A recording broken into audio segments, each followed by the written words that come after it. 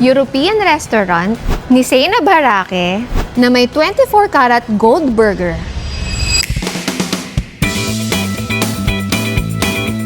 So for me, mako-consider ko siya as not your ordinary burger kasi nga naman sa makakakitang 24 karat gold burger, di ba? Uy, juice, grabe. Grabe yung juice niya. Wow. Grabe, ang lupit nito. Isa sa pinakamasarap na salad na natikman ko. Super excited na akong matry ang mga ito, kaya naman ano pang inaantay natin guys? Huwag na natin patagalin, i-try na natin!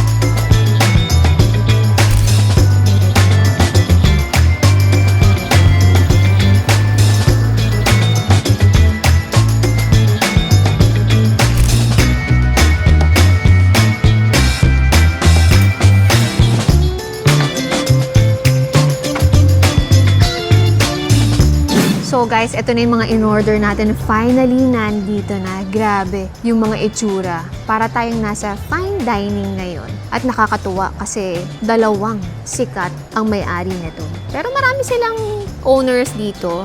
Huwag na natin patagalin pa. Isa-isahin na natin itong ipakilala sa inyo. Ito yung eggplant hummus salad na 380 pesos. Ito naman yung beef carpaccios na 480 pesos. Then ito naman yung kung tawagin nila na 24 karat 8 block burger na 850 pesos. Ang ganda, parang ang hirap bawasan. Then ito naman yung lamb madras curry na 800 pesos. Then ito naman yung ox tongue and mushroom na 690 pesos. Then ito naman yung callos and grits na 650 pesos. Then ito naman yung Flemish beef stew with beer na 820 pesos. So, excited ako matry ito isa-isa. Kaya tara, huwag na natin patagalin pa. So guys, nandito tayo ngayon sa may Huluk Gentry, sa may Panay Ave. Dalawang branch na yung meron sila. Meron silang Banawe at itong pangalawa, which nag-open last year. So mamaya na tayo mag-discuss pa ng kung ano man yung meron sa kanila or kung ano yung storya nila. Simulan muna natin tikman to. Siyempre mag-start tayo sa salad. So ito yung, kung tawagin nila, burnt hummus. Tapos yan, of course, salad with grilled na eggplant, tsaka may pita bread. Tikman muna natin yung kanilang salad. Yan. Palaki na naman yung subo natin. Let's go.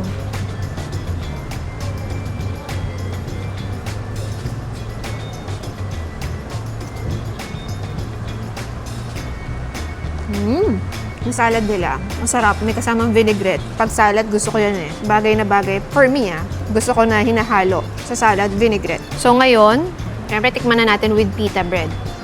First time ko makakatry ng burnt hummus Very unique.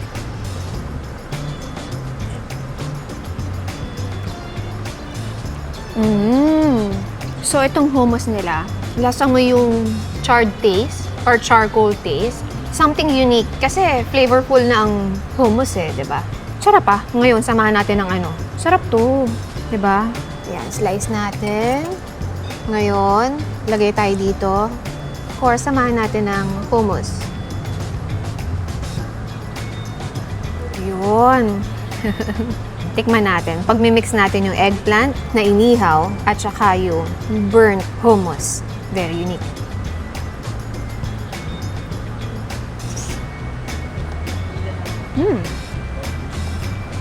Nagsisimula pa lang tayo. Grabe na yung mga lasang pinatitikim sa atin. By the way guys, etong cuisine pala nila, European. So, nakakatuwa na malaman na si Miss Aiko Melendez and Zainab Harake yung may-ari nito.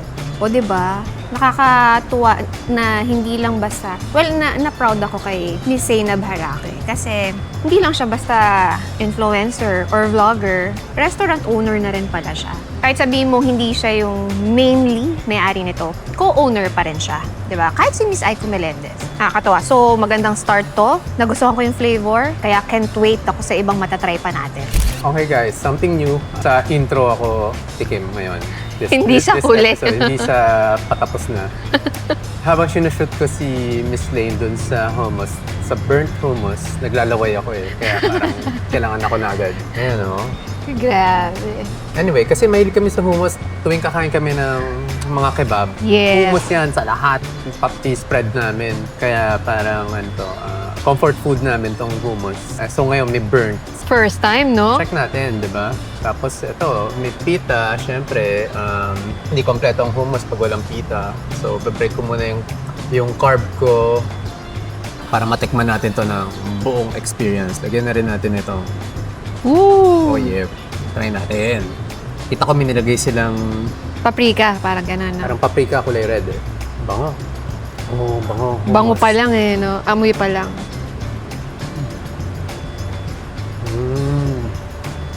Wow.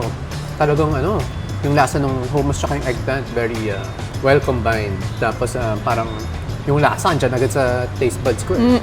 Diba? Hindi Strong siya yung, no? Hindi siya yung mag-stay muna tapos bago mo malalasanan. Pagsubo na pagsubo, hindi mo pa nangunguya, ayan na yung lasa. Smoky Yes. and flavorful. Super flavorful. I like this. Pwedeng i-try. Hindi rin mahal. Para sa 300 plus itsura ng place nila, no? Parang 300 plus yung yata to. Kahit ito lang orderin mo, naka-fine dining ka. 380 pesos Yeah, lang. 380 pesos lang. Para sa unique idea. Yes. Tsaka mga celebrity yung, mga sikat yung mga co-owners, di ba? Owners and co-owners. Yun, okay. Lagyan, vinaigrette. Yes. Diba? Okay. Nice. So, yung unang tinry natin na hummus is kasama siya sa salad. So, very unique din yung idea nila sa salad, di ba? Ngayon lang ako nakita ng salad na ganyan yung concept. So, anyway, ngayon nasa starter na tayo. Itong starter, in order namin is yung beef carpaccio. Ito, ayan yung beef. Kala ko kanina tomatoes, pero kasi raw yung beef ng beef carpaccio. Itong beef carpaccio, naririnig ko na to. First time ko narinig to nung nag-cruise kami. Ito yung mga starters nila sa fine dining dun sa cruise. So, ito, may salad din. May salad sa gitna, tapos may parmesan, kaya tatry ko pa rin to. Kasi may parmesan eh. Basta may cheese, masarap yan. Totally different taste dun sa salad nun na una. Wow. Ano yung lasa na nun? Basta malasag. Parang itong mga lasa nila na... Kasi European nga sila, di ba? European concept. Hindi siya familiar sa panlasa ko. Ay, alam ko na. May Ano? chimichurri. May chimichurri. Yun, maasim-asim. Yun yung green. Yun yung kulay green. May something citrusy, something acidic na lasa. Pero ang sarap. Ang sarap. Tapos manamis-namis. Pakita natin nasan yung chimichurri. Ayun yung green na nakapalibot na... Aha, ito. Ayan, ito. Ayan, chimichurri. So, sarap ah. Mas masarap to kaysa dun sa salad nung isa. Pero masarap yung hummus nun. Tikman natin yung raw beef carpaccio. Kaya bawal ako. Si Carter Bawal siya, titikim. kaya ako muna. Yung chimichurri. Yun yung kakaiba. First time ko natikman yung masarap na chimichurri sa Chingolo. Oh, yes. Yung kala Erwan. Kala Erwan, tsaka kay Bolsito. Yan o. Chimichurri on top dun sa beef carpaccio niya. Raw beef.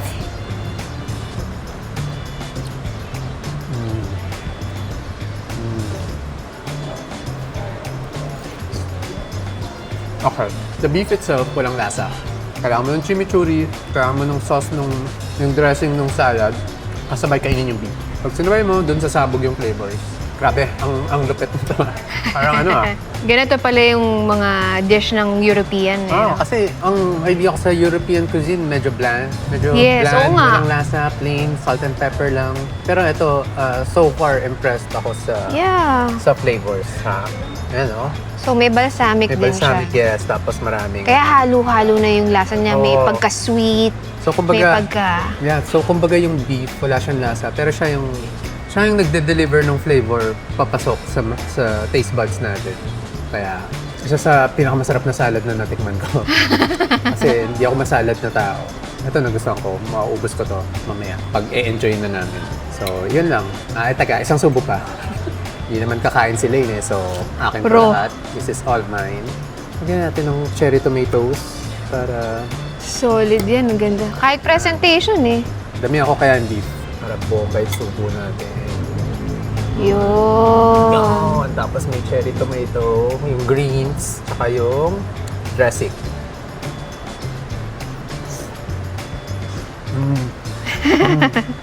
Masarap talaga. Hindi siya guni-guni lang. Masarap talaga. Ito. Must try to, must try. So move on naman tayo ngayon dito sa ating ox tongue and mushroom. Pero bago natin tikman to guys, kakatakam eh no, yung cream niya. So bago natin tikman to, konting kwento muna dito sa hulok. Hulok pala yung pronounce niya eh no. Kala ko nung una, geluk or jeluk. So yun, sabi ng mga staff, yun daw yung pronounce hulok. Kasi Dutch na salita siya. So ang meaning nun is happiness. So, itong branch na kinainan natin ngayon, dito sa Panay Ave. So, dalawa na kasi yung branch nila sa Quezon City. Dalawa lang naman yun. So, isa sa Banawe. Nauna yun. Gaya na sabi ko kanina sa inyo, yun nag-start, if I'm not mistaken, 2021 or 2022. I-google nyo na lang. Kasi hindi ko rin nakita sa Google. Pero ito, last year lang, 2025. Yung first branch, which is yung Hulok Banawe, yung owner nun is si Chef Hans. So dito, si Chef Hans pa rin naman, pero marami na silang co-owners, which is yon si Aiko Melendez and Zainab Harak.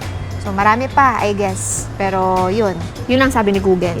So tikman na natin to, mamaya na ulit natin tuloy yung ating kwentuhan. Tatakam na ako eh. So, ox tongue. So tignan natin ha. Grabe yung cream eh, dito ako natakam eh. Oh. Itsura pa lang, parang ang lambot na. May mushroom pang kasama, oh. Tikman na natin. Kuha tayong mushroom. Sabayan natin ng yun. Tsaka tayo maghalo ng iba. Tikman muna natin to.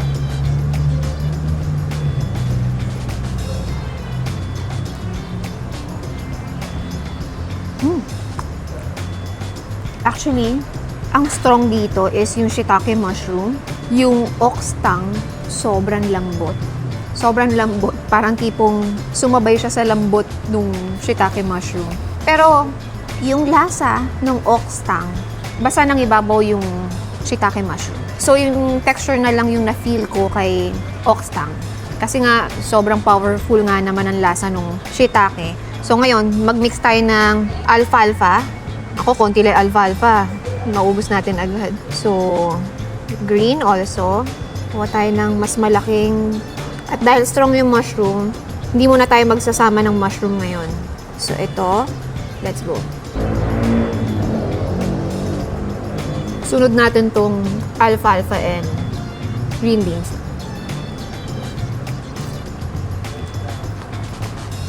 Pag kinain mo yung ox tongue without the mushroom, lasa mo pa rin siya somehow konti dahil sa cream. Parang kumbaga kumalat na yung lasa doon. Ngayon, habang nasa bibig natin siya, samahan natin ng potato. Baka ito yung pang-balance out nung, actually yung potato. Gusto ko siya parang gusto ko siyang gawing pita bread. Pili lang tayo ng maliit na shiitake mushroom kasi strong nga siya. Pero, don't get me wrong guys ang lakas makasarap ng shiitake mushroom. Kumbaga siya lang yung nangingibabaw. Ayan.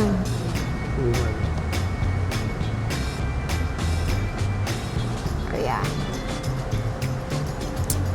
So, yan. Diba? Tingnan natin.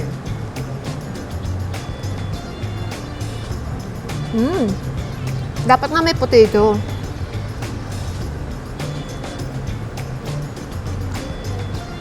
So, nung sinabayan ko siya ng potato, parang yung lasa ng shiitake, parang pantay na lang sila. Hindi kasi kanina nangingibabaw siya eh. Pero, ang sarap pa rin. Sobrang creamy niya. Yung lasa niya, for me, very social.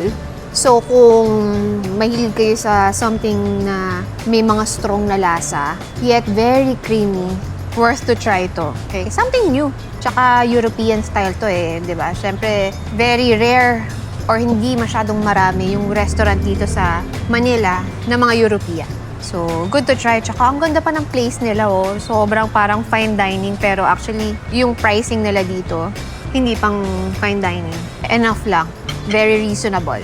Siyempre, hindi natin papalampasin kasi yun nga, yung sinushoot ko si Miss Lay, tumutulo laway ko. Eh, minsan hindi ko na matiis, kaya nakikijoin na ako sa simula. So, try natin. Alfalfa. Konti lang, kasi alam kong gusto yan ni Madam. Yun, oh. Yun, tapos shiitake na rin. Might as well. Yan, oh my God, first time titikim ng Oxtang. European cuisine na oxtang. Usually yung ano rin Filipino oxtang lang eh.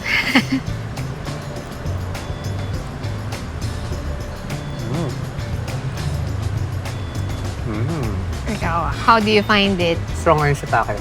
Diba? Siya yung Siya nangingibabaw. yung ibabaw. Kailangan dalawang oxtang Kailangan maraming oxtang. Kailangan Pero maraming very oxtang. creamy, ah. sa isang slice ng shiitake. Though yung shiitake yung parang naglalagay ng flavor, over the top na flavor. Kasi kung yung oxtang lang, plain lang yung lasa.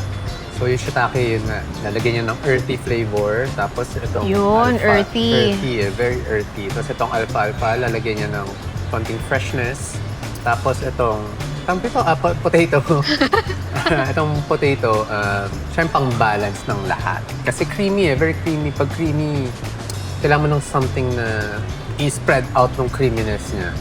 Magpapa-tame down. Siya, yun, ito-tame down, ito-tone down niya yung creaminess. Na potato yung magto-tone down, yung starch yung magto-tone down ng creaminess ng sauce. So anyway, try pa ako ng walang shiitake. Lambot. Lambot eh, di Right ba? under. Oo nga, tama siya. Nagme-melt lang sa mouth. Kaya mong durugin ng gamit lang yung dila mo. Tsaka very creamy. Kung mahilig ka sa mga semi-exotic na lasa, which is yung lengua, pwedeng i-try. So, ito, next natin, kalyos and grits naman. Itong kanilang slow cook ox stripe. Tingnan nyo naman, guys. May kasama tong Italian sausage, ah. Dami rin, oh. Ang dami sahog. Oh, may cheese pa on top, oh. Yan. O, sige, tikman na natin. Naka-slow cook pa. Dalawain na natin para... Ay, ang laki pala. Yun, dalawa. Ito muna, yung pinaka-sauce pa lang muna, tsaka yung ox stripe. Oh my God. Alam mo kung bakit ako napa oh my God. Baka sabihin nyo, OA ko naman yun. Namiss ko kasi yung lasa ng kalyos. Ilang years ago na ako last nakakain ng kalyos, love. Siguro yung kay Lenny pa. Yung friend namin na nagluluto ng kalyos na napakasarap. Ngayon lang ulit ako nakakain ng kalyos. Namiss ko. Sarap pa. Tsaka very tender nung ox stripe at walang lansa. Ngayon, hanapin natin yung sausage. I guess ito. O yan, Italian sausage. Oh. Isabay natin sa cheese. Mamaya na tayo mag-ox stripe. Si Italian sausage.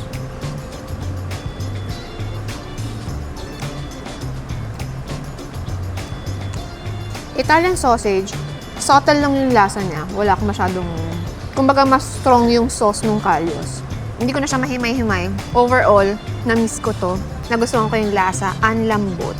Good na na-try ko ulit. So, yeah, masaya ako na na-try ko siya ulit. May konting hint ng anghang. May enjoy ko to maya-maya. Okay, so move on na tayo ngayon dito sa lamb madras curry nila with creamy tomato curry sauce and spices. Tapos yung gamit nila ditong lamb na part, shoulder daw. Yan, may kasama pang nuts and potato. So, try natin. So, syempre, magna-knife tayo. Try natin dito. So, slice natin. Uy, lambot din ha. O, naghihiwalay agad. Yun, okay. So, ngayon, try natin with the sauce. Let's go, try natin.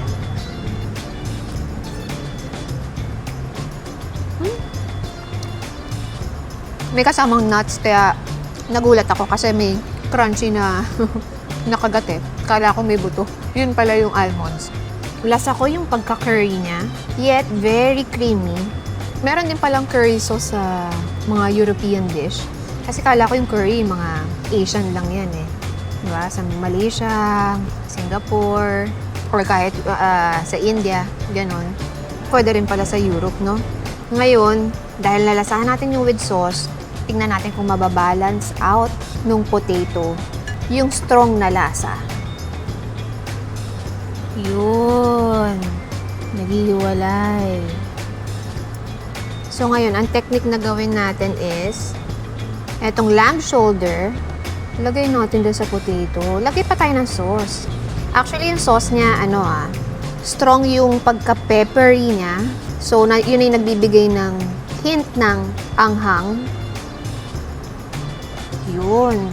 May pagka-salty siya. Siguro yung pagiging salty niya, nandun na mismo sa halo ng curry. Pero, lasa mo pa rin yung pagiging creamy niya kahit na salty siya. Let's go.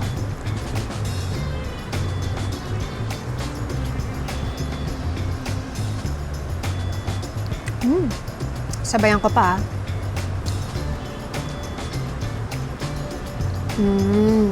Actually, sa nilagay ko na sauce at nilagay ko na lamb, isang buong patatas, laking bagay talaga pag merong pang balance out no? Especially kung mas spices yung sauce. Actually, kahit either patatas or kahit plain rice, bagay to. Kasi kung papapakin mo lang siya itself, too much yung sauce. Pero masarap pa rin. Nagustuhan ko yung anghang niya. Parang hindi ko nga alam kung European ba yung nababasa ko dito or nafe-feel ko. Pero more on parang sa Malaysia ako kumakain or Singapore yung dating Kasi dun yung alam kong may mga curry sauce Okay, ako naman, mahilig ako sa curry. Well, di ba maraming klaseng curry? May Indian curry, may Japanese curry, may Thai curry, red and green curry.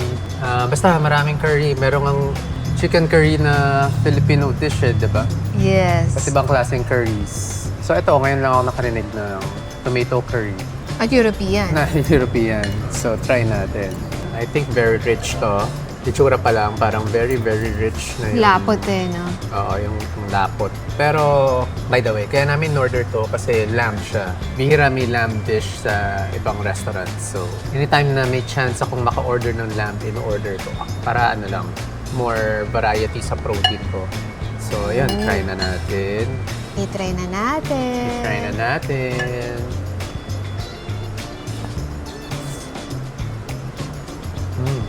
Nagsama ka na ng potato, no? Meron na. Oh, yun. Wow. Oh, Flavor-wise, very overwhelming. Napawaw ka. Hit the spot agad. Lasang-lasa mo agad yung curry. Pero hindi siya similar sa curry ng Thai, saka ng Iba mga Singapore. Ano siya parang may konting Japanese curry din. May lasang konting ganun. Na may halong gravy. Parang ganun yung lasa niya. Curry na may konting gravy. Oo, parang yun.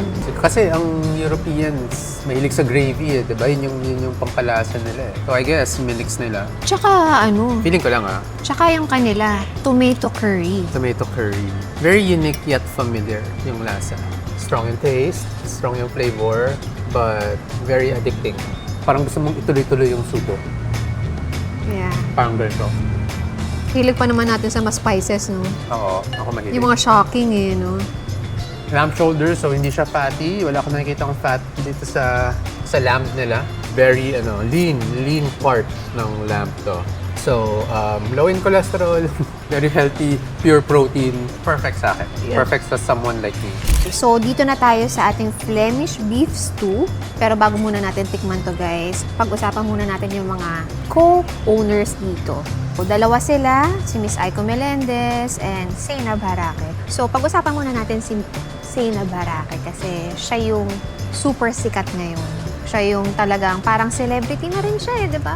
Actually, tingin ko sa kanya, hindi na siya yung influencer na vlogger lang For me, celebrity na siya kasi syempre, kahanay niya na yung mga artista talaga. Nagulat ako nung binanggit ng mga staff na co-owner siya dito. So, akala ko nung una, si Miss Aiko Melendez lang Si Miss Aiko Melendez naman, I'm sure, di ba? Matagal na siyang artista, di ba? Especially mga batang 90s, napapanood siya madalas. And nakakatuwa rin na, syempre, parehas, dalawang maganda yung mga co-owners dito. Plan lang namin talaga kumain ni Carter dito kasi nakita namin sa social media na basta random lang na merong restaurant na hindi pa namin natatry. Not knowing kung sino yung mga may-ari. So, pagdating dito, blessing na sila pala yung may-ari. Kaya ito, nagkaroon ng instant work. Instant na vlog. Dapat kakain lang kami, magde-date lang kami. So yun, nalaman namin sa mga staff. Kaya natin patagalin pa, mamaya natin ituloy yung kwentuhan natin sa kanila. So, yun. Uy, yung lambot nito. Uy, oh. Wow, grabe yung lambot nito ah. Beef shank, braised. Uy, hindi ko palalagpasin tong napaka mataba nito oh. Teka, iuurong ko ah. Wow. Uy, grabe to. Oh, sige, hiwain na lang natin kasi wow. Ito yung parte na gusto ko. So yan, grabe guys oh. Kita niyo ba yun? Para siyang litid na may taba. Good collagen. Let's go.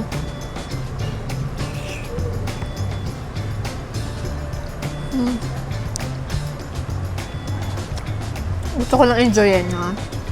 So, sabayan natin, habang meron pa, sabayan natin itong fried onions.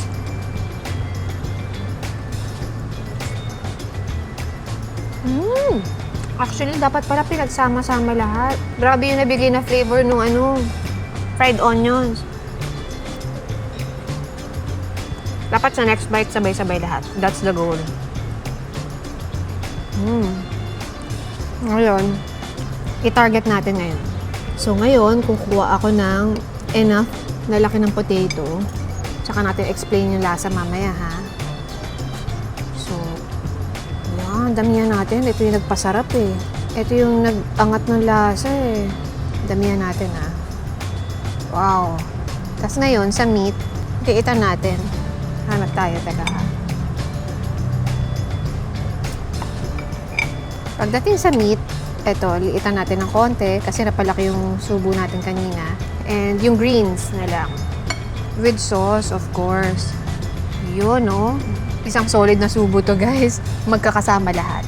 So, yung sauce na nakapalibot ditong brown, demi-glaze sauce, yung tawag nila.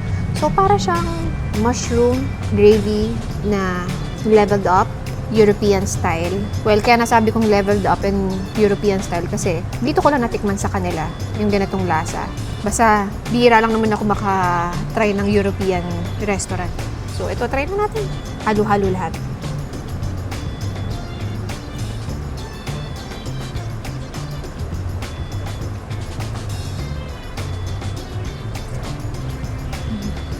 Kailangan magkakasabay lahat.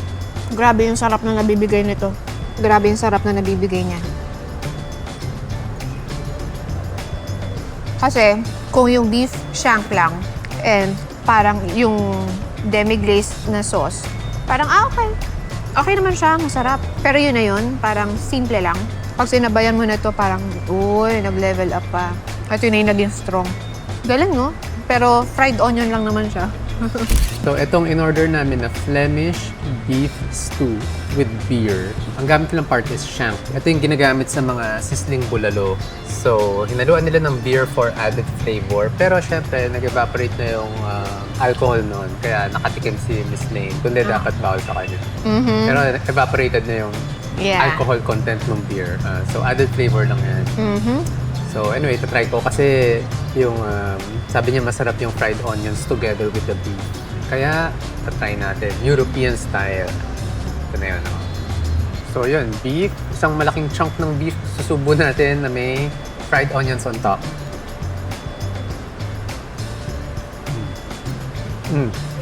Yung fried onions.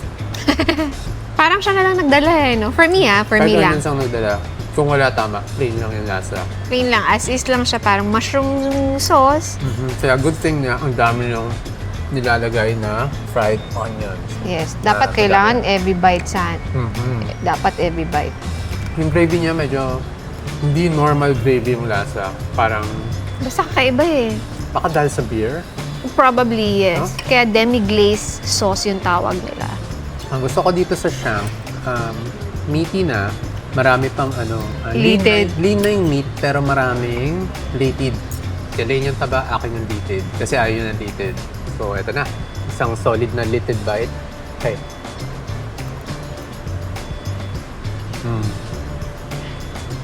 Yung lambot ng litid eh. Parang bouncy, parang gelatin yung texture. Yung lasang fattiness ng konti. Yeah, perfect yun. Perfect na texture for me. So last but not the least guys, ang pinaka-highlight at nakakuha ng atensyon natin, itong 24 karat 8 block burger nila. So, tignan nyo naman, oh, ang ganda. Sana natin para magkaalaman kung ano yung mga kasama nito. So, yan. Set aside muna natin ito. Ay guys, oh, may kasamang avocado. So, set aside muna natin. Ang ganda niya, 'di ba? So, may spinach. Tapos, ito pa yung Wagyu strips. Australian Wagyu strips yung gamit nila. May onions, yan. Tapos, hollock sauce daw itong orange, I guess. Then, homemade yung patty nila.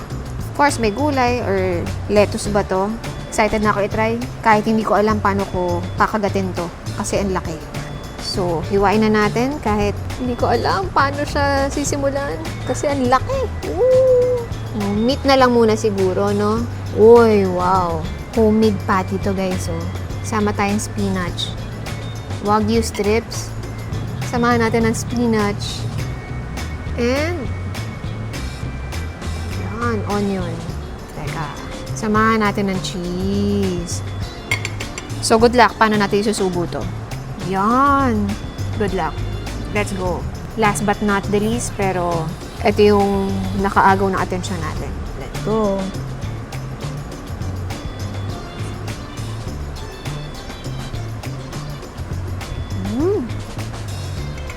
Habang malaki yung sinubo natin, i-chase natin to. Ayan, natanggal na yung ano. Ay, hindi, sakto ito. May avocado.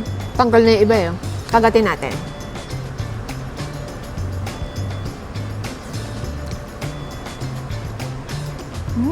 Masarap na burger siya. Siguro, explain ko na lang yung timpla nila sa homemade patty. So, yung homemade patty nila, halo-halo na kasi yung sauce eh. Yung homemade patty nila, so, siya yung nagbibigay ng parang may pagka-peppery, konting hint ng anghang, at malambot siya. So, ito namang Wagyu strips nila, underneath ng spinach nila, ito naman malambot din. So, siya yung nagbibigay na malambot siya, pero ang mas nalasahan ko yung patty nila na homemade compare dito ng ibabaw. Kasi siya may peppery siya na lasa eh. Then, spinach naman, texture, and yung onion, nagbigay ng konting tamis. Very minimal yung nabigay na lasa ng cheese. Pero overall, in one bite, okay siya.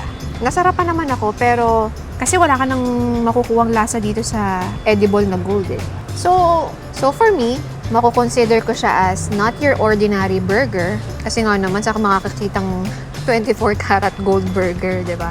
So, yan. Avocado, spinach. Meron akong konting patty. Yan. Konti na, samahan natin ng onion. Yun, no? Oh. Yan. Tapos patry naman natin si Carter.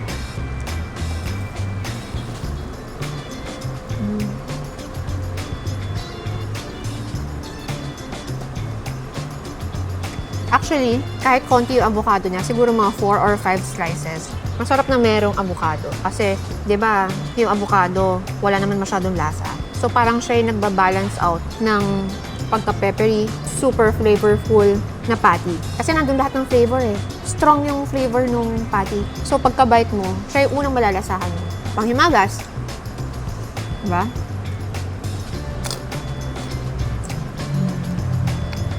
So, nakakatuwa. Overall, na-enjoy ko tong restaurant ni Zainab Harake and Miss Aiko Melendez. Nakakatuwa rin na malaman na si Zainab, from before, kasi ako, nasusubaybayan ko siya. Nung nagsimula siya, napapanood ko na talaga siya. From yung mga old relationship niya, hanggang sa nagkaanak na siya kay Bia, hanggang sa nagkaroon na siya ng, yan, Ray Parks. Nasubaybayan ko yung buhay niya. Kaya alam ko yung pinagdaanan niya, yung hirap niya, yung mga pain, mga struggles niya. I'm sure marami naman din may kakilala sa inyo sa kanya. Sa sobrang sikat niya, 'di ba? Yun, nakaka-proud na malaman may restaurant siya. I guess, isa rin siya sa mga naging inspirasyon ko sa pag-vlog or sa pag-YouTube. Pero nalihis lang ako sa food.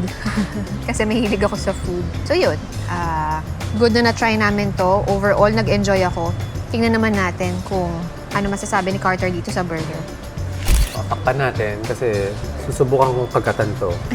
Kahit Hindi ko kasi mukhang- kaya eh. Kahit mukhang imposible. May flag sila, Kasi yung flag na to is Australian flag. So yung Wagyu nila, galing Australia. Kaya? Sige, let's see. Ito, hindi ko alam. Mukhang hindi. Kasi dapat ang burger ni squeeze, diba? Bago pagaling para magka... Kaya. Uy, juice, grabe. Grabe yung juice niya. Diba? Ooh. Game? Oh, gulat ako dun ah. Okay, try na natin. Ito yung gitna, Okay, wish me luck. Sana ma-shoot natin lahat. Okay. Kaya. Mm. Mm. Yan na yung gold edibles. Okay. Unang-unang napansin ko, hindi ito yung burger na ina-expect ko lasa. Though hindi siya bad thing. Very one of a kind na burger. Kasi ngayon ako nakita ng burger na may spinach, may avocado, tsaka may spinach tsaka avocado. Tapos may wagyu strips pa sa loob. Kaya parang, parang yung lasa niya medley, maraming lasa. Hindi siya yung parang, kasi usually ang burger straight to the point na beefy, tapos may konting gulay lang, diba? Tapos buns. Ito, marami nangyayari sa taste buds ko. Medyo mahirap himayin kasi yun nga, parang overwhelming yung dami ng flavors. Pero, masarap siyang matry. Para sa halaga niya, tapos gold pa yung kinakain mo, very fancy type of burger. Pati yung flavor niya, fancy. 24 karat gold ba naman eh. Parang maraming paligoy-ligoy yung lasa. Hindi siya straight to the point na beef. Nagustuhan ko naman. I mean, hindi lang siya yung ina-expect ko. Pero yun nga, yung expectation ko at saka yung reality, hindi nagtugma. Pero hindi siya bad thing, diba? Hindi siya bad thing. May wow ba o It just wala? means, kung may wow, a little bit. May a little bit na wow factor dahil sa flavor ng patty. Pero yeah, all in all, All in all, yes. okay siya for me. Okay. So, nasa dessert na tayo, guys. Ito yung kung tawagin nila, burnt cheesecake. So, may homemade cheesecake sila dyan. Then, itong makikita nyo white on top, that's truffle manchego. So, may kasama siyang honey. So, drip natin yung honey dito. Exciting. Excited ako dito.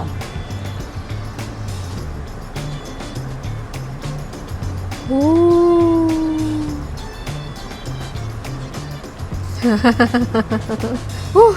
Laway ako dun ah. Tikman na natin guys. Oh my gosh. Oh, nasa dessert na tayo.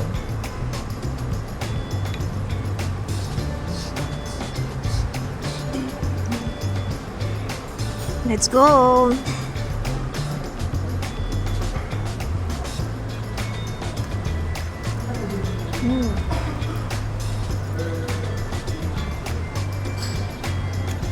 Ang kulit nung truffle na lasa together with the cheese. Ang kulit. Ang sarap na to ah. Masarap pa. Masarap.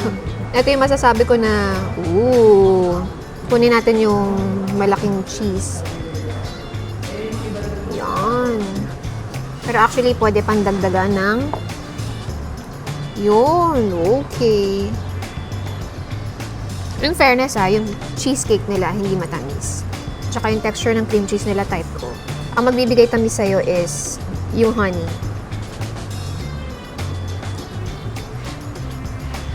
Kulit ng truffle. Sarap ng truffle. Hindi lang siya yung ordinary na cheesecake na makakain mo. Bukod sa burnt cheesecake siya, may truffle taste kang matitikman. Truffle manchego. So, cheese siya, pero lasa mo yung pagka-truffle niya. Tingnan mo, hindi ko na namalaya, nakailang subo na ako. Baka enjoyin ko to. Depende kung papayagan tayo ni Carter. So, yun. Thank you. Tingnan natin kung magkano yung inaabot. So, para sa in-order natin, 5.8. Not bad na, no? Para sa fine dining. Hindi na nga natin pinakita yung avocado almond na drink ko. Nauna na yung drink ko kasi kanina eh. So, yan nga. Okay. Thank you, my love. Sabi ni Kuya, lahat ng investors, yung mga co-owners, may mga sari-sariling alak dyan. Ito yung dalawang artista. So, makikita natin si Zainab Harake dyan, Aiko Melendez. Tama, no, Kuya? Thank you! So may sikretong tinuro sa akin si Kuya. Tara, pasok tayo. Saan papunta to, Kuya? Super Club po, habang malapit na po ang Letters Club. Pero this year, mag-open na po. Ah, okay. So, secret door. Ito yung secret door. Sige nga Ang pa. Vegas po. Actually, automatic po siya kaso Dahil hindi pa siya... access po ng mga VIP natin papunta sa taas. Wow, nice. Okay, thank you, Kuya. Ito, Ganda ng restaurant ni Zainab and Miss Aiko Melendez. Galing. Very social. Okay, so, ikaw, kamusta, love? Na-enjoy mo ba? Oo naman. Very unique. Kasi hindi naman ako madalas makakain ng mga European food eh. Ang alam ko nga lang na European food is yung last natin sa cruise. Sa cruise. Diba? Ang na-impress ako sa interior ng restaurant nila. Sobrang ganda. Very, parang dungeon type. Parang secret restaurant siya na if you know, you know. Ganon yung dating. Basta may mga ulo ng mga animals na... Basta ang lakas makasosyal Sobrang eh. pinag-isipan. Ang lakas Grabe. makasosyal. Yung interior nila, hindi mo makikita sa ibang restaurant. Sa iba. Very unique, standout siya. Tapos, di siya Asian, di siya Filipino na design. I guess European yung design, yung European-inspired yung Yeah, interior nila. Pero ang ganda. lupit talaga. Yung iisipin mo, pag, naku, baka mahal dito. Parang ganon. Pero, pag chinek mo naman yung menu nila, sakto lang, di ba? No, parang yung vibe niya, yung parang dyan nagmi-meeting yung mga Bilyonaryo. pilyonaryo, tapos may whiskey sila. Parang Right. yun yung first impression ko sa restaurant na to. Mhm. Tapos sa food naman, maraming dishes na nakakagulat sa taste buds. Kasi yung mga combination ng mga ingredients medyo hindi ordinary eh. Hindi ordinary Right, eh. oo. Pero nagulat ako na para sa isang European na pagkain, malasa siya lahat. Flavorful siya lahat. Eh kasi ako, ang alam ko lang na European food, yung na-try natin sa cruise, which mga, walang lasa. Ikaw yung bahalang mag-level up ng lasa.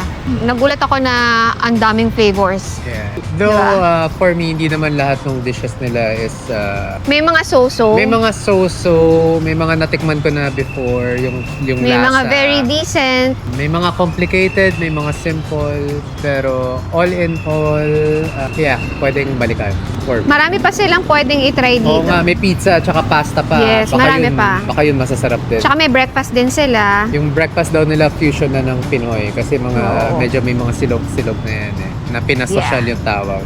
So yun, for me, ako, willing to go back para itry yung iba. Kasi nagustuhan ko naman yung mga ibang na-try natin. Oo.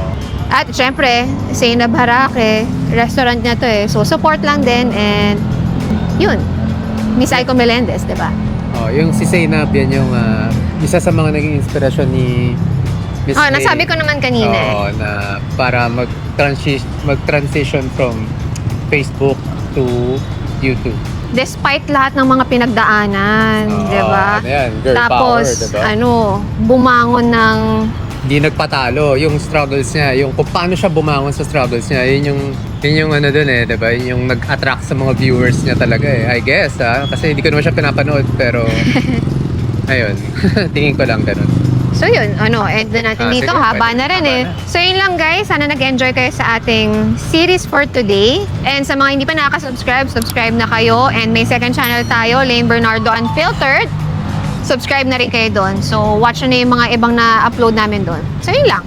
Kung may questions kayo sa amin, sasagutin namin sa Unfiltered. Iipunin lang namin yung mga questions nyo. Whether about love life, relationship, Anything. finance, whatever, health, ganun. Yun lang. Okay. Comment nyo lang. Till our next video guys. Bye! Ito yung eggplant hummus salad na 3 on. Ito yung eggplant